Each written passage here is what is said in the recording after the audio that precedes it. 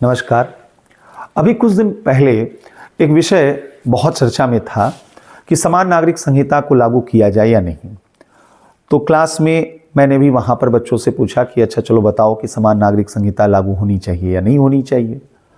कुछ बच्चों ने कहा कि सर समान नागरिक संहिता नहीं लागू होनी चाहिए। उन्होंने कहा कि सर ये धार्मिक आज़ादी के खिलाफ है। कुछ बच्चों ने कहा कि नहीं सर समान नागरिक संहिता तो बिल्कुल होनी चाहिए। उनका कहना था कि एक देश एक विधान होना चाहिए। मैंने कहा बहुत अच्छी बात है, ये तो आप लोगों का इस विषय पर नजरिया है तो बहुत अच्छी बात है, लेकिन अच्छा चलिए आप लोग बताइए कि समान नागरिक संहिता का आशय क्या होता है, किसे कहते हैं समान नागरिक संहिता, क्या है ये समान नागरिक संहिता। अब वही बच्चे जो अभी कुछ समय पहले तक जिस विषय पर अपना एक राय दे रहे थे, जब मैंने ये पूछा कि समान नागरिक संहिता क्या है तो वहां पर उनके पास जवाब नहीं था। उन्होंने गोल गोल चीजों को घुमाना शुरू कर दिया। अब सवाल यह है कि हम संविधान की बातें करते हैं, संविधान के मूल्यों की बातें करते हैं, लेकिन जो शब्द हैं, जो अवधारणाएं हैं, उनका अर्थ हमें नहीं मालूम है। और इस विषय पर पर्याप्त जो लिटरेचर होना चाहिए बाजार में वो भी उपलब्ध नहीं है। ऐसे में ये दुविधा और बढ़ जाती है। यही वजह है कि अब इस चैनल के माध्यम से मैंने यह अभियान एक तरीके का शुरू करने का ठाना है कि जो भी इस तरीके के संवैधानिक शब्दावलियां हैं, जो इस तरीके कॉन्स्टिट्यूशनल टर्मिनोलॉजी हैं, उनकी एक व्याख्यात्मक चर्चा पर चर्चा वहां पर करूं। और यह प्रयास रहेगा कि एक एक शब्द का सटीक अर्थ, सही अर्थ आप लोग समझ पाए। और उम्मीद है कि आप लोगों को यह पसंद आएगा, और यदि पसंद आए तो विश्वास है कि आप लोग इसे औरों के साथ भी साझा करेंगे। तो आइए इस कड़ी में आज जो अवधारणा हम लोगों ने लिया है, जिस पर हम लोग चर्चा करने जा रहे हैं, वह है पंथ निरपेक्षता की। और जैसे ही मैंने यह शब्द बोला पंथ निरपेक्षता, इंग्लिश में सेक्युलरिज्म, वैसे ही आपके जेहन में एक प्रश्न आएगा कि सर पंथ निरपेक्षता शब्द का इस्तेमाल कर रहे हैं, धर्म निरपेक्षता शब्द का इस्तेमाल नहीं कर रहे हैं। चलिए इस पर चर्चा करेंगे इस वीडियो में आगे। लेकिन एक और चीज यहीं पर और समझ लीजिएगा कि जब कहते हैं ना कि भारत जो है एक पंथ निरपेक्ष देश है, या कोई भी दुनिया का देश एक पंथ निरपेक्ष देश है, तो ये पंथ निरपेक्ष देश होने का मतलब क्या है। और कई बार तो आपने ये भी सुना होगा कि हमारा समाज पंथ निरपेक्ष है, तो क्या समाज भी पंथ निरपेक्ष होता है। और कई बार आप ये भी सुनते हैं कि मैं एक पंथ निरपेक्ष व्यक्ति हूं, तो क्या व्यक्तिगत स्तर पर भी पंथ निरपेक्षता कुछ होती है और इसके क्या मायने होते हैं। तो इन सब चीजों को हमें समझना है और इनके अर्थ को समझते हुए आगे बढ़ना है। पहले बहुत संक्षेप में हम यहां पर चर्चा करेंगे कि आखिर पंथ निरपेक्षता का उद्भव कहां से हुआ, पंथ निरपेक्षता की यूरोपीय परिभाषा क्या है, पंथ निरपेक्षता की भारतीय परिभाषा क्या है, और इसके जो अलग अलग अमेरिकन मॉडल, फ्रेंच मॉडल या इंडियन मॉडल हैं। आज की चर्चा में इन सभी बिंदुओं पर हम विचार करेंगे। संक्षेप में समझिए कि पंथ निरपेक्षता का उद्भव कैसे हुआ।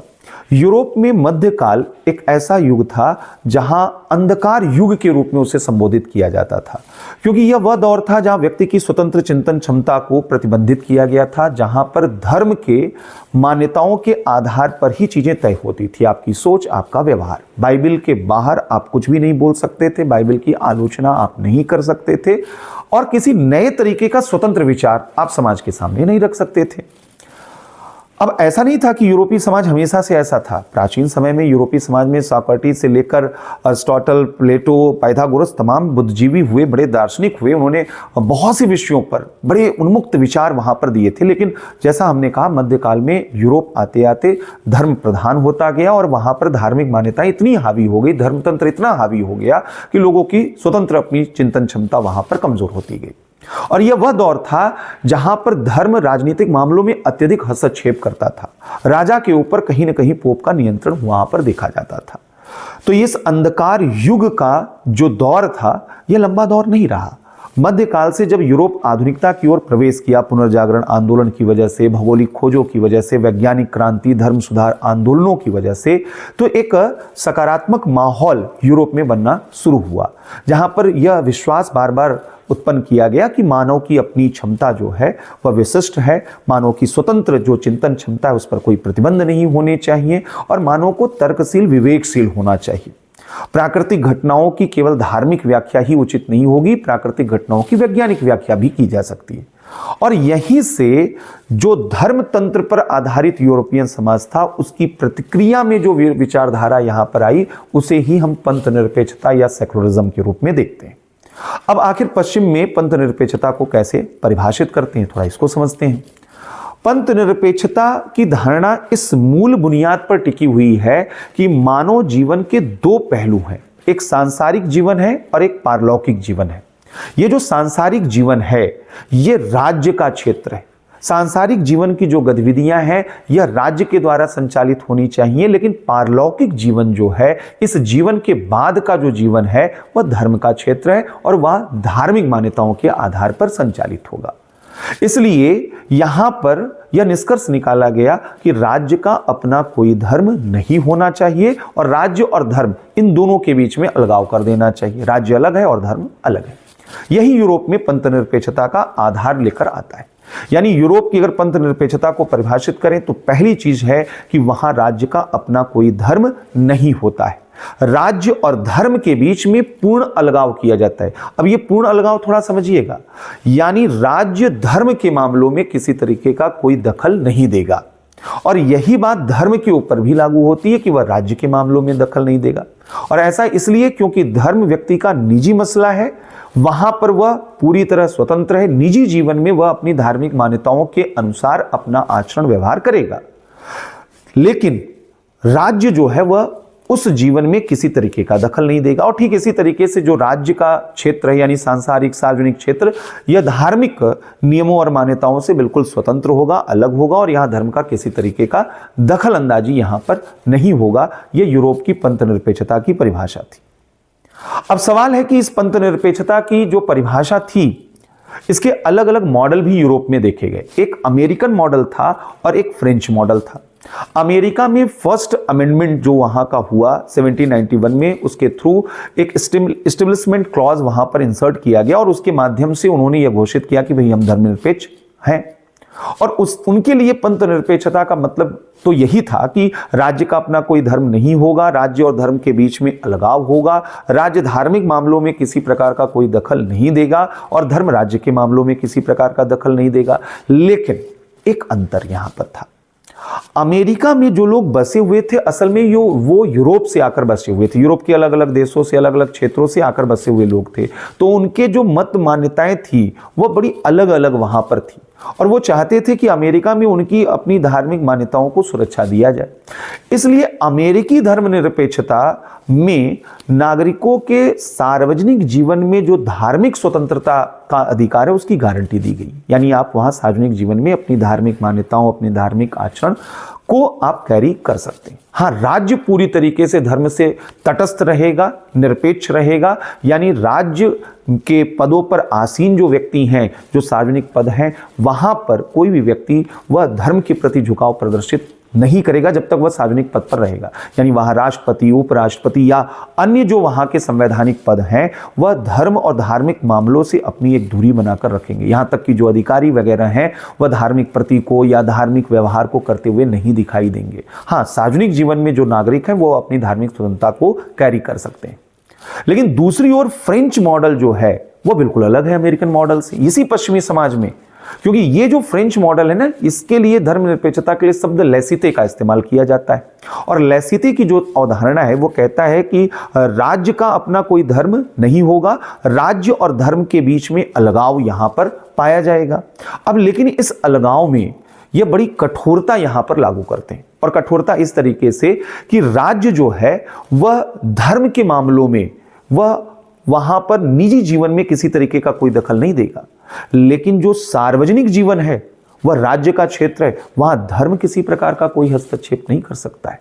यानी अगर सार्वजनिक जीवन में आप अपने धार्मिक प्रतीकों, धार्मिक मान्यताओं, धार्मिक व्यवहारों को लेकर आते हैं तो फ्रांस में राज्य उस पर प्रतिबंध लगा सकता है। और आप देखेंगे, आप अखबारों में अक्सर ये चर्चा में सुनेंगे कि फ्रांस के विद्यालयों में हिजाब पहनने पर, नकाब पहनने पर, बुर्का पहनने पर कई तरीके की पाबंदियां वहां पर लगा दी जाती।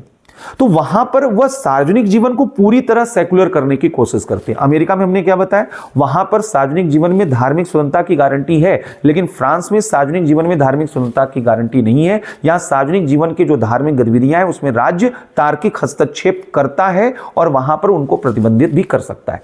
इसीलिए यह जो धर्मनिरपेक्षता की परिभाषा, इसको प्रतिबंधात्मक धर्मनिरपेक्षता, रिस्ट्रिक्टिव सेकुलरिज्म के रूप में यहां पर देखा जाता है। अब इन दोनों मॉडल से भिन्न मॉडल है हमारा भारत का मॉडल। वो कैसे मॉडल भिन्न है, थोड़ा इसको यहां पर समझिएगा। इसके पहले आपको यह समझना होगा कि भारत में जब यह बहस शुरू हुआ कि हम सेकुलर कंट्री के रूप में आगे बढ़ेंगे, क्योंकि पाकिस्तान तो रिलीजियस हो चुका था, इस्लाम के आधार पर उसका गठन हुआ था, लेकिन भारत चूंकि बहुत धार्मिक देश था, तो हमने भी ये माना कि हमारा कोई राजकीय धर्म नहीं होगा, राज्य जो है वह धर्म से तटस्थ रहेगा, यानी यहां पर भी राज्य का अपना कोई धर्म नहीं होगा। लेकिन हम यूरोप की धर्मनिरपेक्षता की परिभाषा को अपने यहां लागू नहीं कर सकते थे। वजह क्या थी? क्योंकि जो धर्मनिरपेक्षता शब्द है, इसमें जो धर्म है, भारत में इसके मायने अलग है। यूरोप में इसका मायने होता है धर्म का, रिलीजन का मायने ये होता है कि कोई एक समुदाय है, जिसका कोई एक प्रवर्तक है, जिसका कोई एक पवित्र ग्रंथ है, जिसके कुछ रीति रिवाज हैं, उसे धर्म कहते हैं। जैसे कि अगर ईसाइयत की हम बात करें तो वहां पर प्रवर्तक के रूप में हम ईसा मसीह जी को देखते हैं, होली टेक्स्ट बुक के रूप में हम बाइबल को देखते हैं, और रीति रिवाज और कर्मकांड तो उनके हैं, और इसी को धार्मिक समुदाय वो मान लेते हैं। लेकिन भारत की परिभाषा थोड़ी अलग है। हम अपने यहां धर्म को नैतिक नियमों के रूप में, नैतिक मान्यताओं के रूप में देखते हैं, सार्वभौमिक मूल्यों के रूप में देखते हैं। यहां कहा जाता है कि धर्म का आशय है धारणाता इति धर्म, जो कुछ धारण करने योग्य, जो भी नैतिक मूल्य वह धारण करने योग्य है, वो सब धर्म है। और यही वजह है कि गांधी जी कहते थे कि बताओ, जो धर्म यानी नैतिक नियम है, क्या राज्य उससे अलग हो सकता है? क्या राजनीति को नैतिकता से अलग किया जा सकता है? तो राजनीति को नैतिकता से अलग नहीं किया जा सकता है, तो राज्य को या राजनीति को धर्म से भी अलग नहीं किया जा सकता है। तो हमारे यहाँ धर्म निरपेक्ष, निरपेक्ष यानी अलग करना, धर्म से निरपेक्ष होने को यहां पर नकारा गया कि नहीं, हम धर्म से अपने आप को अलग नहीं करेंगे। एक और यहां पर पहलू था, यूरोप में जो धर्म निरपेक्षता आई हुई थी, वो तो पूरा धर्म सुधार आंदोलन वहां पर हुआ था, और उसके बाद वहां पर जो है धर्म से जो जुड़े हुए कुरीतियां, अंधविश्वास थे, काफी हद तक उसको दूर किया जा चुका था। लेकिन भारत में किसी प्रकार का कोई बहुत बड़ा धार्मिक सुधार आंदोलन का इतिहास रहा हो ऐसा नहीं है। यहां धर्म से जुड़ी बड़ी कुरीतियां थी, अंधविश्वास थे। तो ऐसी स्थिति में अगर हम राज्य को कहते कि आप धर्म से बिल्कुल दूरी बना लीजिए और धर्म व्यक्ति का निजी मामला है, तो बहुत सी जो कुरीतियां थी वो वहां पर कैरी हो जाती। तो इसलिए हमने अपनी जो धर्मनिरपेक्षता है उसको अलग रूप में यहां पर परिभाषित किया और उसको अलग तरीके से समझाया। लेकिन एक चीज और यहां पर समझ लीजिएगा, हमारे संविधान में धर्मनिरपेक्षता या पंथ निरपेक्षता शब्द की कोई परिभाषा नहीं दी गई। हम जो परिभाषा आपको बता रहे हैं, यह संविधान सभा की जो बहस है, जो यहाँ पर जो संविधान विशेषज्ञ हैं उनकी जो राय है, उनके अनुसार जो हमारी पंथ निरपेक्षता की परिभाषा है, उस आधार पर यहाँ पर बता रहे हैं। संविधान में इसको परिभाषित नहीं किया गया है। भारतीय जो पंथ निरपेक्षता है, उसका अर्थ, पहला बुनियादी अर्थ तो वही है जो यूरोप में है कि राज्य का अपना कोई धर्म नहीं होगा। लेकिन यहां पर राज्य और धर्म के बीच पूर्ण अलगाव नहीं किया जाता है, बल्कि राज्य और धर्म के बीच एक सैद्धांतिक दूरी पाई जाती है। सैद्धांतिक दूरी समझ रहे हैं? यानी हम राज्य जो है वह धर्म से वह एक दूरी बनाकर रहेगा, लेकिन यह दूरी सैद्धांतिक होगी। सैद्धांतिक का मतलब है कि जहां पर व्यवहारिक आवश्यकता होगी, राज्य धर्म के मामलों में दखल दे सकता है। यानी भारत में राज्य धार्मिक मामलों में भी सकारात्मक हस्तक्षेप कर सकता है। यह प्रावधान यहां पर किया गया है, और यह इसलिए किया गया क्योंकि धर्म से जुड़ी हुई जो भी ऐसी कुरीतियां, मान्यताएं थी, उनको सही किया जा सके, भारतीय समाज को तार्किक वहां पर बनाया जा सके। लेकिन यह जो सकारात्मक हस्तक्षेप करने की बात की गई है, यह हमारी धर्मनिरपेक्षता व प्रतिबंधात्मक धर्मनिरपेक्षता नहीं है जो फ्रांस की है। कि यहां इसका मतलब यह नहीं कि राज्य जो है धार्मिक मामलों में मनमाना प्रतिबंध लगाएगा, बल्कि हमारे यहां धर्मनिरपेक्षता सर्वधर्म समभाव पर आधारित है। यानी सकारात्मक हस्तक्षेप करने के दौरान राज्य यह ध्यान रखेगा कि सभी धर्मों के साथ समान व्यवहार करे, किसी के साथ किसी प्रकार का पक्षपात यहां पर न करे। इसलिए हमारी जो धर्मनिरपेक्षता है वह सौहार्दपूर्ण है, समावेशी यह धर्मनिरपेक्षता है, और इसकी गारंटी हमारा संविधान खुद देता है। क्योंकि हमारी धर्मनिरपेक्षता सार्वजनिक जीवन में भी नागरिकों को धार्मिक स्वतंत्रता की गारंटी देता है, और इस वजह से यहां पर नागरिक या व्यक्ति जो है वह अपनी धार्मिक स्वतंत्रता को पूरी तरीके से एंजॉय कर सकते हैं। और यह चीज भारतीय धर्मनिरपेक्षता को यूरोपीय समाजों से अलग करता है, क्योंकि यह भारत की बहुधार्मिक प्रकृति को, बहुसांस्कृतिक संस्कृति को यह संरक्षित करता है, सुरक्षित यहां पर करता है।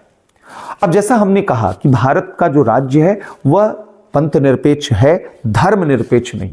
धर्म निरपेक्ष क्यों नहीं है? क्योंकि हमने कहा कि धर्म को हम नैतिकता के रूप में देखते हैं, इसलिए हम कहते हैं कि राज्य को धर्म से अलग नहीं कर सकते।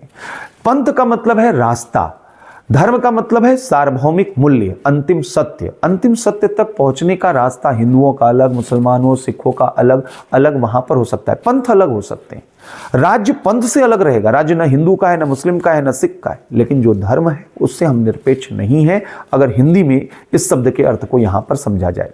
अब एक और चीज यहां पर समझिएगा, जब हम कहते हैं कि राज्य पंथ निरपेक्ष भारत में है, तो हमने जैसा उसका अर्थ बताया कि राज्य धार्मिक मामलों में सकारात्मक हस्तक्षेप कर सकता है, लेकिन यहां पर वह सबके साथ जो है समान व्यवहार करेगा और लोगों को सार्वजनिक जीवन में धार्मिक स्वतंत्रता की गारंटी भी यहां पर दी जाएगी।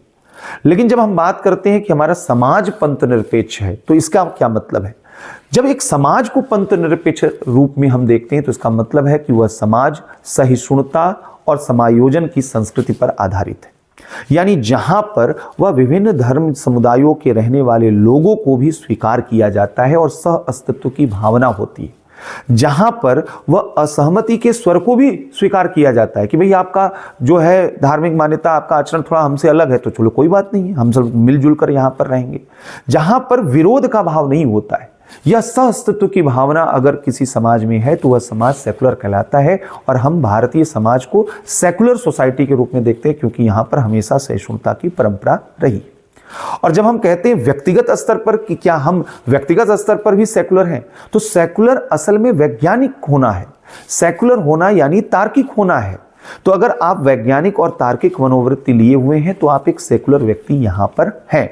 तो एक राज्य सेकुलर है तब जब राज्य जो है धार्मिक मामलों में तटस्थ है, राज्य जो है वह उसका अपना कोई धर्म नहीं है, हाँ वह धार्मिक मामलों में सकारात्मक हस्तक्षेप करेगा, लेकिन लोगों को धार्मिक स्वतंत्रता की गारंटी भी देगा। समाज धर्मनिरपेक्ष पंथ निरपेक्ष तब होगा जब वहां सहिष्णुता होगी, समायोजन होगा, संवाद की संस्कृति होगी, और व्यक्ति तब धर्म पंथ निरपेक्ष होगा जब वह तार्किक और वैज्ञानिक मनोवृत्ति का वहां पर पालन करेगा। अब अक्सर आप भारत में कहते हैं कि भाई हमारी पंथ निरपेक्षता पर बड़े खतरे हैं। बीजेपी को कांग्रेस और बाकी पार्टियां कहती हैं वो सेकुलर पार्टी ना होकर कम्युनल पार्टी है। बीजेपी कहती है कि कांग्रेस जो है वह स्यूडो सेकुलर है, वह रियल सेकुलर तो हम लोग हैं। तो कई बार इस शब्द का राजनीतिक रूप में बड़ा दुरुपयोग किया जाता है, और इसकी वजह भी हमारी जो पंथ निरपेक्षता का जो मॉडल है ना, परिभाषा, उसी में इसका जो है वह समस्या का जड़ भी छिपा हुआ है। जैसे हमने कहा कि राज्य धार्मिक मामलों में सकारात्मक दखल दे सकता है, यानी आवश्यक होने पर हस्तक्षेप कर सकता है, तो कई बार राजनीतिक दल अपनी सुविधानुसार इसका अर्थ निकालते हैं। उन्हें लगता है कि धार्मिक मामलों में जो है हम अगर दखल दे रहे हैं तो कई बार वह कुछ ज़्यादा दखल दे देते हैं, कई बार बिल्कुल दखल नहीं देते हैं। यानी जिसको हम अगर यहाँ पर बोलें कि कई बार वह किसी धर्म विशेष के प्रति झुकाव रखते हुए दखल देते हैं और कई बार किसी धर्म के विरोध में वहाँ पर दखल देते हैं। यह स्थिति जब आती है तब हमारे यहाँ पंथ निरपेक्षता पर खतरा उत्पन्न होता है, जिसको आप कभी अल्पसंख्यक तुष्टीकरण के रूप में देखते हैं, कभी बहुसंख्यक तुष्टीकरण के रूप में देखते हैं। बीजेपी से पूछेंगे तो वो कहेगा कि भाई कांग्रेस जो है वह अल्पसंख्यक तुष्टीकरण करता था, बाकी पार्टियां अल्पसंख्यक तुष्टीकरण करती हैं, और कांग्रेस और बाकी पार्टियां कहेंगी कि बीजेपी जो है वह यहां पर बहुसंख्यक तुष्टीकरण वह कर रही है।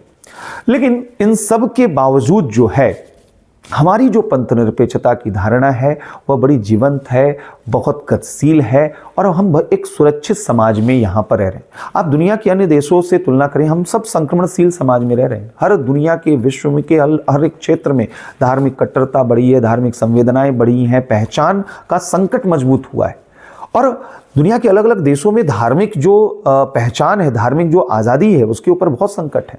लेकिन अगर उस तुलना में आप भारत में देखें तो यहाँ पर अभी भी सार्वजनिक जीवन में किसी तरीके की कोई यहाँ पर पाबंदी नहीं है।